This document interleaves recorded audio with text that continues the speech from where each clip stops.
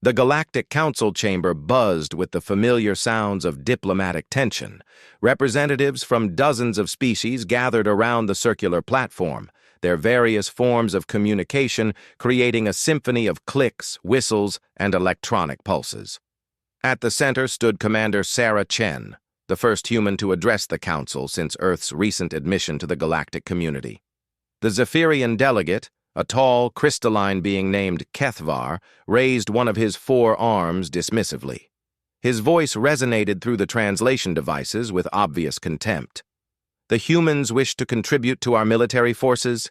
Have you seen their primitive projectile weapons? They still use kinetic energy to propel metal fragments. Laughter rippled through the assembly. The Vorthon representative, resembling a massive insect with iridescent wings, chittered in amusement. My scouts have observed their training facilities. They practice shooting at stationary targets from mere hundreds of meters. Our plasma rifles can eliminate threats from orbit. Sarah maintained her composure despite the burning embarrassment.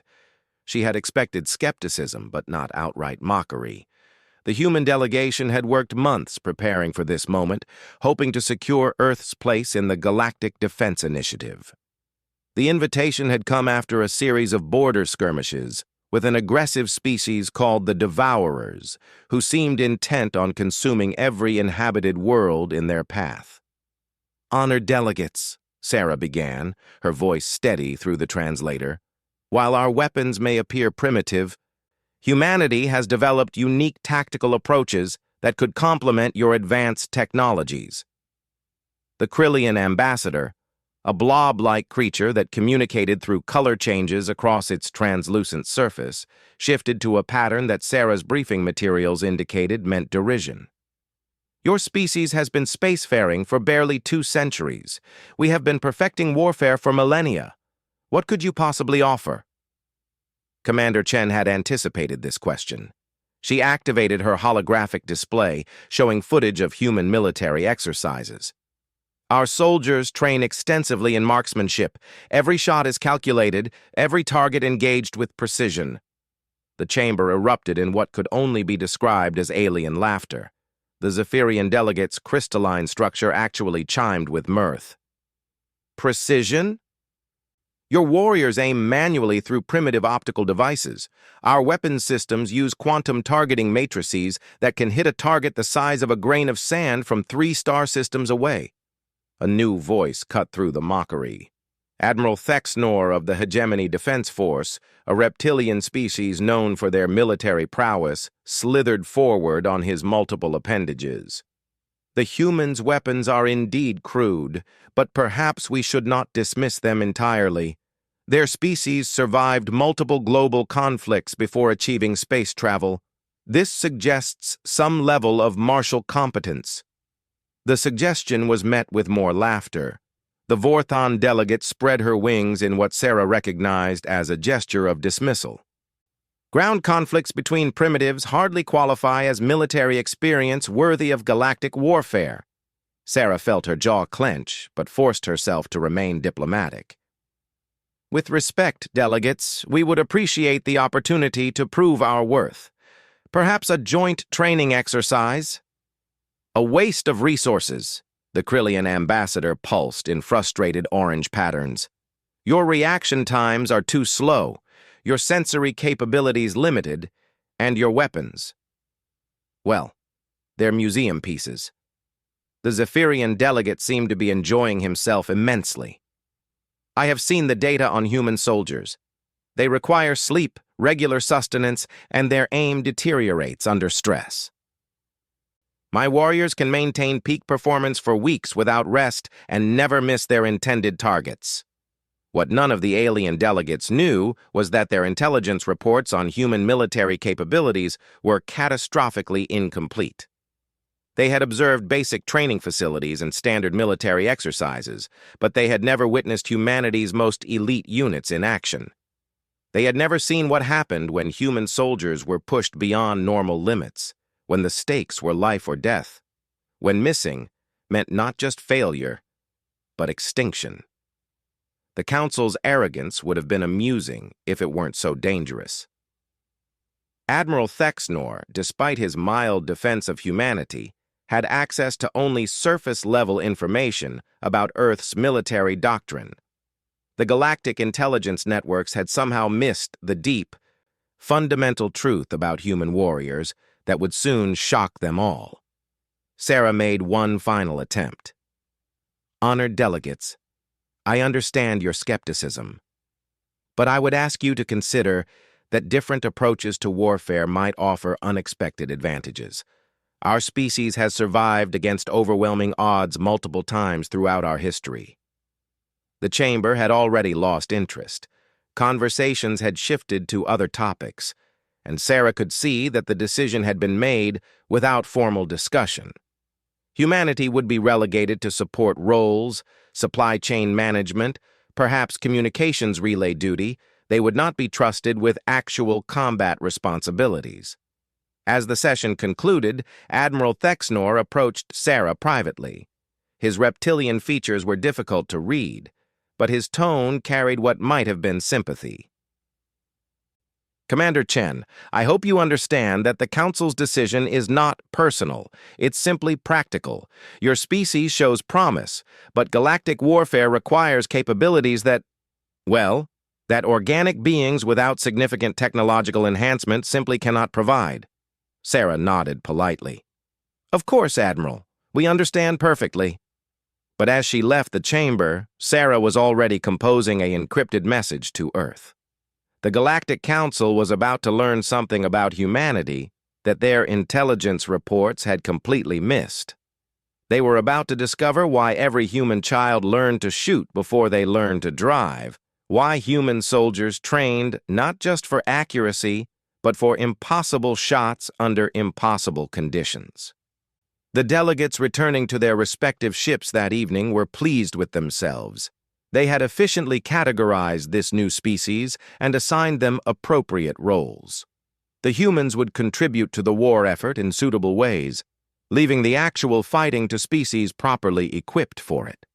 None of them noticed the small, unremarkable human transport that had arrived in the system that morning.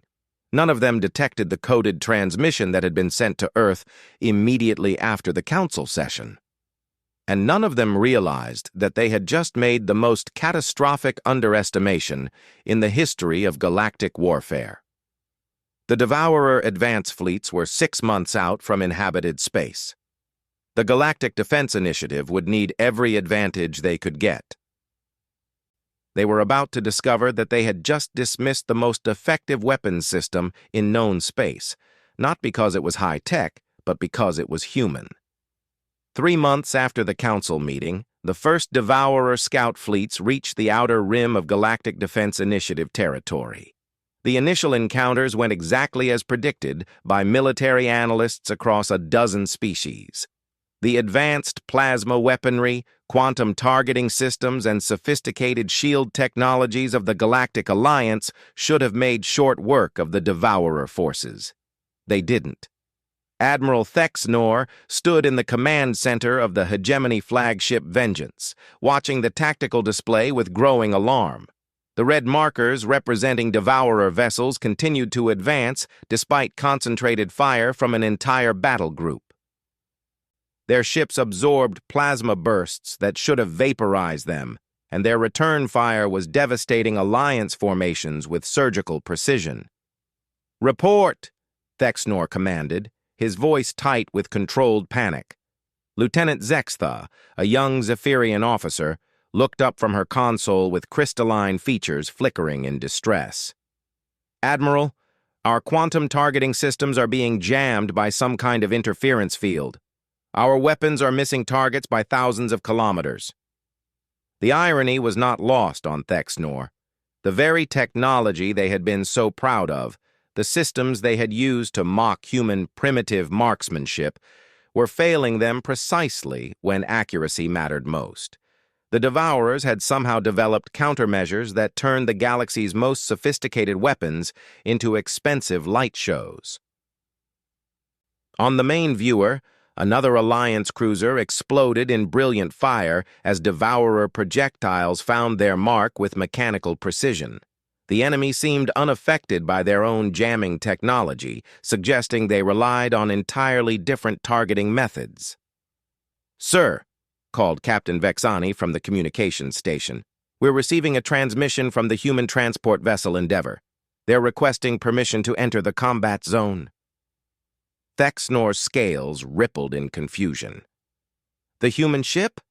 What could they possibly contribute to this situation?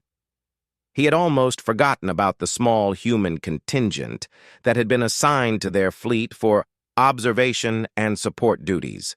The transmission came through with Commander Sarah Chen's calm voice.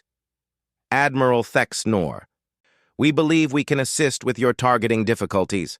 Request permission to deploy our personnel." "Commander Chen, I appreciate your willingness to help, but this is not a situation where manual targeting will be effective. We're dealing with jamming technology that affects quantum-level calculations."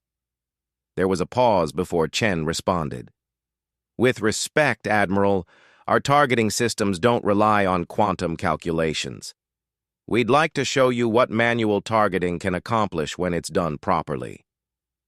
Before Thexnor could respond, another wave of Devourer vessels emerged from hyperspace.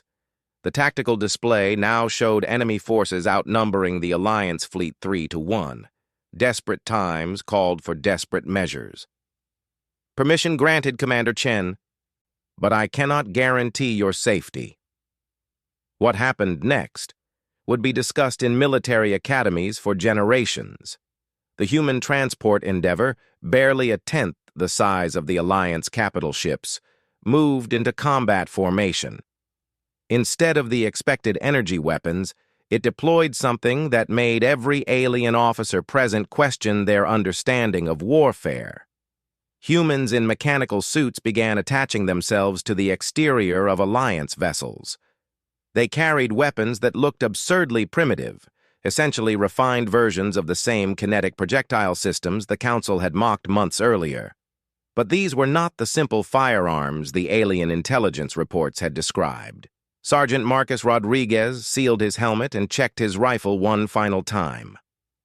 The weapon in his hands was the product of centuries of human warfare and 3 months of desperate innovation since the Council meeting. While alien species had focused on making their weapons more automated, humans had gone in the opposite direction, creating the most sophisticated manual targeting system ever devised. His rifle was connected directly to his nervous system through cybernetic implants, allowing him to calculate trajectory, wind resistance, target movement, and a dozen other variables instantly. But the real advantage wasn't the technology. It was the human brain's unique ability to make intuitive adjustments that no computer could replicate. "Control, this is Rodriguez. I have visual on Devourer fleet, requesting permission to engage."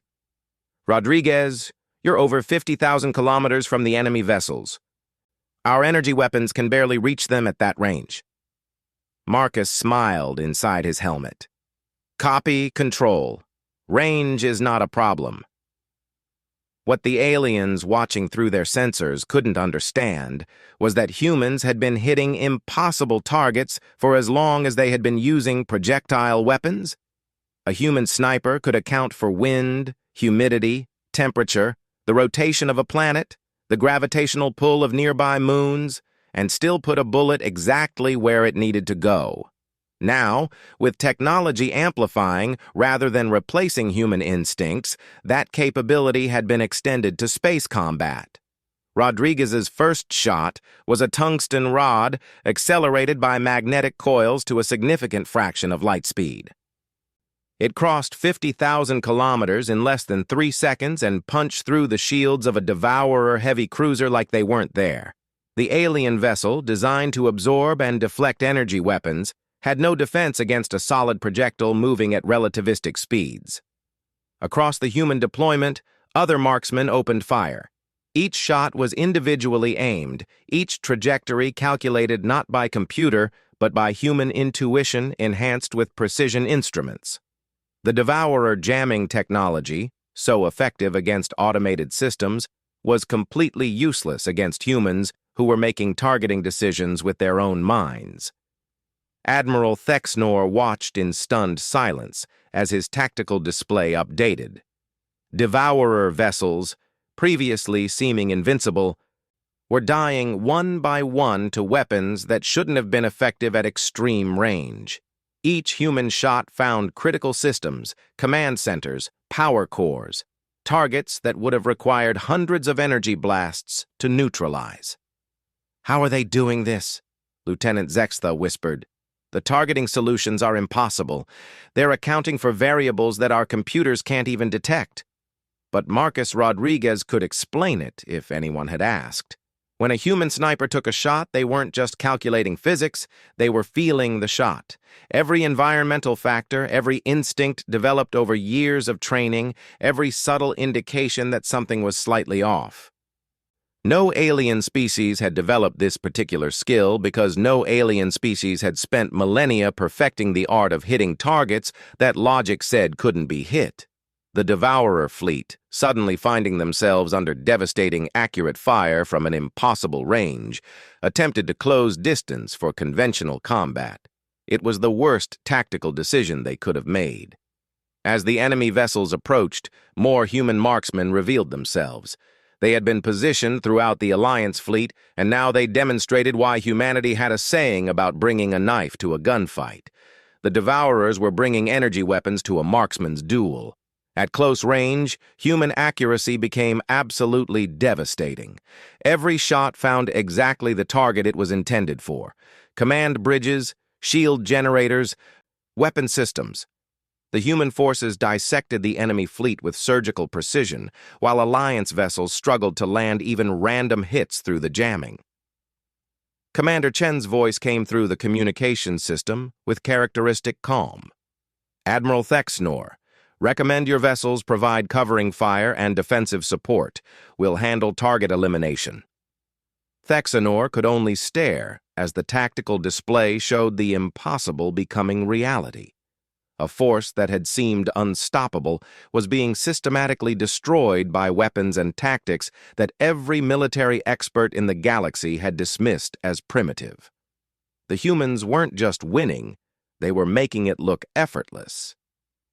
The first major engagement between the Galactic Defense Initiative and the Devourer invasion force ended in complete victory for the Alliance. But everyone present understood that it hadn't been Alliance technology or tactics that won the day. It had been humanity's refusal to let computers do what humans could do better. As the last Devourer vessel was eliminated, Thexnor realized that everything the Galactic Council thought they knew about warfare had just been proven catastrophically wrong. The most effective weapon system in the galaxy wasn't quantum-enhanced or computer-guided or technologically sophisticated. It was a human with a rifle who never missed. 6 months after the first engagement, the Galactic Council convened an emergency session that looked nothing like the confident gathering that had dismissed humanity's military capabilities. The chamber was filled with tension as reports poured in from across the galaxy. The Devourer invasion, which had seemed unstoppable, was being systematically dismantled by human marksmen who had redefined the very concept of impossible shots. Admiral Thexnor stood before the assembly, his reptilian features showing exhaustion from months of continuous warfare. "Honored delegates, I am here to report on the effectiveness of human military integration into our defense forces. The results are unprecedented." The holographic display showed battle after battle, where human precision had turned certain defeat into overwhelming victory. The Zephyrian delegate, Kethvar, who had been so dismissive months earlier, now watched the footage with his crystalline structure dim with what his species expressed as profound confusion. "These recordings cannot be accurate," the Vorthon representative insisted, her wings fluttering nervously. "The shooting distances, the target sizes, the environmental conditions, no organic being could make these shots consistently." Thexnor activated another display showing detailed analysis of human performance. The humans have been achieving kill ratios of 97.3% over distances that exceed the effective range of our most advanced energy weapons. They have consistently hit targets smaller than a meter across from ranges exceeding 100,000 kilometers. The Krillian ambassador shifted through several color patterns indicating disbelief before settling on a deep purple that suggested grudging acceptance. But how? Their weapons are still primitive kinetic systems. Their sensors are no more advanced than what we observed months ago. That, said a new voice, is because you were looking at the wrong thing entirely. Commander Sarah Chen entered the chamber, but she was not alone. With her walked Colonel James Ghost Morrison, a man whose reputation had already become legendary among alien military forces. Morrison was one of Earth's most elite marksmen, a soldier who had been taking impossible shots since before humanity reached the stars. Chen activated her own display showing human training footage that the Galactic Intelligence Services had never seen. Honored delegates, you observed our basic military exercises and assumed you understood our capabilities. You never saw our special operations forces, our precision marksmen, our elite snipers who train not for probable shots, but for impossible ones. The footage showed humans training in conditions that made the aliens present uncomfortable even to watch. Marksmen taking shots while hanging upside down from moving platforms. Snipers hitting targets through hurricane-force winds. Soldiers making kills while their weapons were damaged, their equipment failing, their positions under heavy fire. Colonel Morrison stepped forward, and despite being surrounded by beings who could tear him apart without effort, every alien in the chamber felt a chill. The difference, Morrison said quietly, is that we don't rely on our equipment to make the shot. We use our equipment to make ourselves better at making the shot. The Zephyrian delegate finally found his voice. Impossible. The calculations alone for those shots would require quantum computers. Morrison smiled, and it was not a pleasant expression. Who said anything about calculations? He touched his temple. When I take a shot, I'm not running numbers. I'm feeling the wind, sensing the target's movement, understanding the weapon in my hands like it's part of my body. I've been doing this since I was 8 years old, and I've never stopped learning how to do it better. The alien delegates struggled to comprehend this concept. Their weapon systems eliminated the need for such skills. Their soldiers pointed sophisticated devices at targets, and technology did everything else. The idea that biological intuition could surpass quantum targeting matrices challenged their fundamental understanding of warfare. Chen continued the briefing with footage from recent battles. The Devourer jamming technology that rendered your weapons ineffective has no impact on human marksmen because we're not using automated targeting systems. Every shot is individually aimed by a human mind that adapts to conditions faster than any computer can process them. The tactical implications were staggering.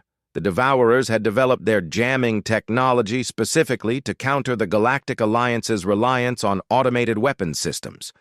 They had prepared countermeasures for energy weapons, plasma cannons, quantum rifles, and every other advanced technology in the alien arsenal. They had not prepared for opponents who could kill them with manual targeting from impossible distances. Admiral Thexnor brought up the strategic overview. The human doctrine has fundamentally changed our entire approach to the war. We no longer engage in traditional fleet battles. Instead, we use our vessels as platforms for human marksmen who eliminate key targets while enemy jamming renders their own weapons useless. The results spoke for themselves. Devourer advance fleets that had seemed unstoppable were being eliminated with minimal alliance losses. Human marksmen were targeting command ships first, leaving enemy fleets leaderless and confused. They were hitting power cores from distances that made conventional weapons useless. They were eliminating entire invasions with precision strikes that alien military doctrine said were impossible. But perhaps most importantly, humans were hitting targets that weren't even visible to alien sensors. Show them the Proxima engagement, Chen requested. The holographic display showed a battle where human marksmen had eliminated a Devourer stealth fleet that Alliance sensors couldn't even detect. The aliens had been completely invisible to every scanning technology available, but human snipers had somehow tracked their movement and eliminated them one by one. "How did they see targets that our sensors couldn't detect?" the Vorthan delegate asked in confusion. Colonel Morrison answered with characteristic bluntness. "We didn't see them. We felt where they were." He pointed to his eyes. "Human vision isn't just about what we can see, it's about what we can perceive. Temperature variations, light distortions, gravitational effects on dust particles. Things your sensors don't even register because they're not programmed to look for them." The chamber fell silent as the implications sank in. Human soldiers weren't just more accurate than alien weapon systems, they were more perceptive. They could detect threats that advanced technology missed entirely. They were fighting the war on a level that no alien species had ever considered. The Krillian ambassador slowly shifted to a pattern of deep respect. We underestimated your species entirely. Your soldiers are not primitive. They are refined to a degree we never imagined possible." Chen nodded. "Humanity has been perfecting the art of precision marksmanship for thousands of years. We didn't abandon that knowledge when we reached the stars. We enhanced it. Every human soldier trains not just to hit targets, but to hit the exact right target at the exact right moment from any distance under any conditions." The strategic situation was now clear to everyone present. The Devourer invasion could be stopped, but only with human marksmen leading the effort. The Galactic Alliance's technological superiority meant nothing against enemies who could neutralize that technology. But human soldiers, with their primitive kinetic weapons and impossible accuracy, were exactly what the war required. Admiral Thexnor concluded the briefing with obvious respect in his voice. "The Galactic Defense Initiative hereby requests that humanity take operational command of all military engagements with Devourer forces. Your marksmen will be provided with whatever support they require." As the session ended, the alien delegates departed with a new understanding of what it meant to be human. They had expected technology, automation, and computational superiority. Instead, they had discovered something far more dangerous. A species that had never stopped training to be personally lethal. The Devourers would continue their invasion for another 2 years, but the outcome was no longer in doubt. They were fighting an enemy that couldn't miss, led by soldiers who had been taking impossible shots long before they ever reached the stars. Humanity had been laughed at for their primitive weapons and manual targeting systems. Now the galaxy understood why humans didn't miss. Because missing had never been an option for a species that had learned to survive by putting every shot exactly where it needed to go. The age of automated warfare was over. The age of human precision had begun.